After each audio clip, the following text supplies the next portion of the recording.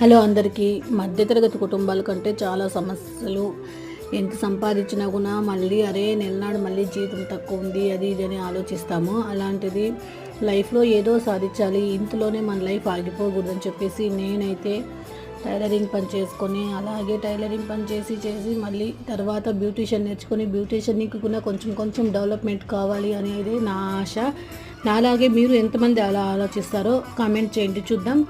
ఏదైనా సరే మనం సాధించాలి అనుకుంటే గినా మనం సాధించవచ్చండి. ఏదైనా మన లైఫ్ ఇంతలోనే ఉంది, ఇంతే అనుకుంటే అయ్యలేదు. నేను చదివింది 10th అయినా కూడా లైఫ్లో ఏదో ఒకటి సాధించాలి, మన లైఫ్ అయితే ఇక్కడికే ఉండకూడదు.